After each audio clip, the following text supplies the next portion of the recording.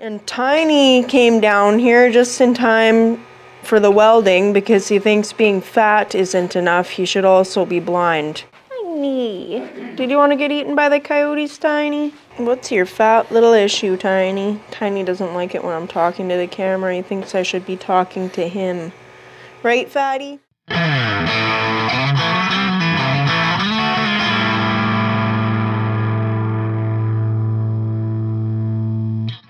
Hello everybody and welcome back to my channel. So today guys, I'm working on this 4-speed transmission still. I've done a couple other videos of me working on this transmission, and I went to take the top off the other day and the whole thing has ended up being more work than what I anticipated. Things are not lined up properly, like the shifter forks and things like that, and there's some seals that need to be replaced. I'm going to save that for another video though. This video is just going to be showing you guys how we're going to make one of these sockets that would normally be like $130 to buy, and I'm going to show you guys how we're making one of those tools. But basically we're saving like $100 just making this tool ourselves. So I thought you guys might be interested in seeing how it's done, and maybe if you guys need one of these tools you can follow along with this video and make one in your own shop. So this is the sprocket nut on the main shaft, and as you can see you'd need a pretty deep socket to actually be able to reach that. You can't use a wrench on it, and those sockets are not cheap to buy, but we like to make our tools instead of buying them when we can. So what I'm going to be making that tool with is I've actually just bought the proper size socket here. This is like $20 at one of the parts stores in town here, Princess Auto. Then I went and got this washer from a fastener shop, and this washer just fits perfectly on the end of there, and just a chunk of pipe here that is also the same diameter as this socket. So we're going to be using this to make a tool out of.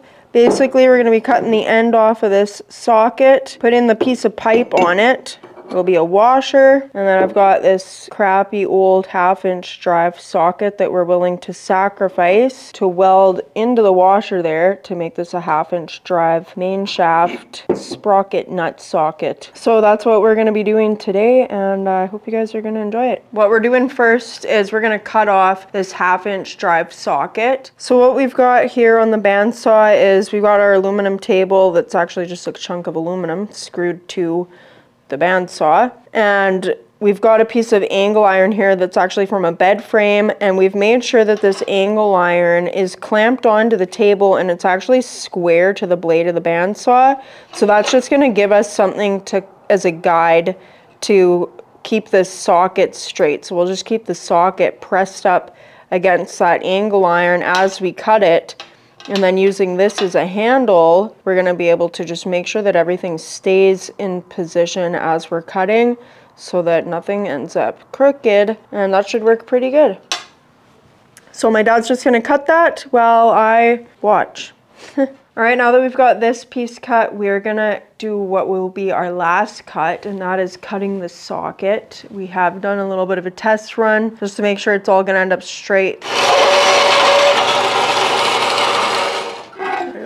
That is it for that cut, guys, and this one ended up a lot straighter than the first one did. We cut the end off the socket so that we still have a little bit of a socket left in case we need one, and that way we're not wasting the socket completely. Well, it wouldn't be a waste anyway, but works pretty good for being a hillbilly setup, or redneck, whatever you want to call it. Now just the welding. So I took all my cut pieces to the belt sander and just got them beveled for welding. So we're ready to weld this up now. My dad's going to do the welding, and then when the welding is done, then it's just, well, then it's just a matter of maybe a little bit of paint if I feel like painting it, but it'll be ready to use.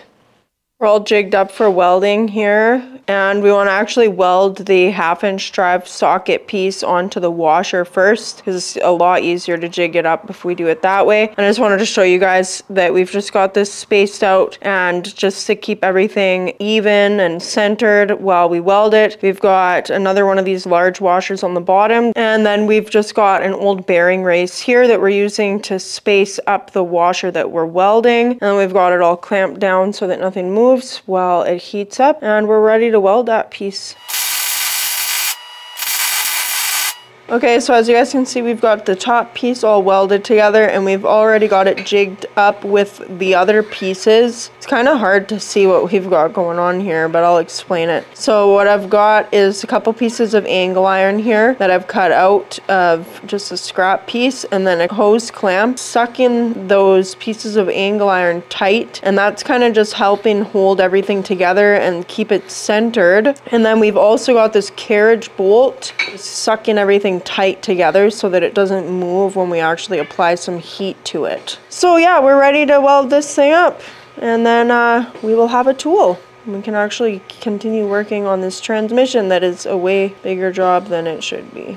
And just a quick reminder, guys, that if you want to have your bike featured in an episode on my channel, make sure you check the description of this video for all of the details about how you can get your bike in one of my episodes of Viewers Rides. And if you don't know what Viewers Rides is, go back to my Viewers Rides playlist and you can see what it's all about. Alright guys, so this is the finished product.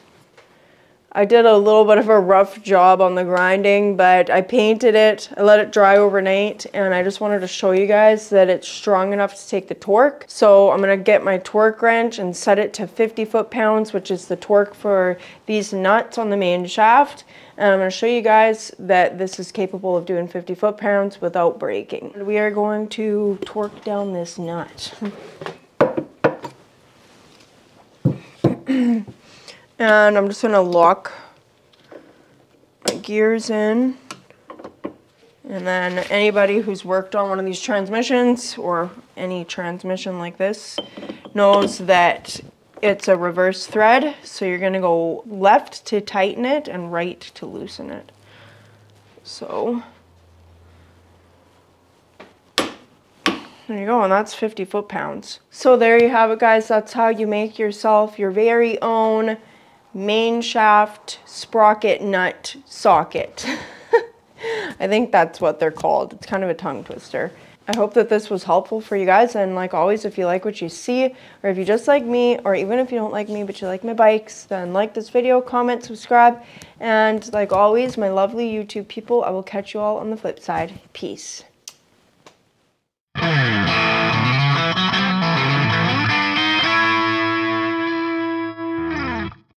Give him a kiss, bird. You are very bad. You don't want to be down here or something? Acting like you don't want to be down here. I guess the coyotes are taking advantage of the fog.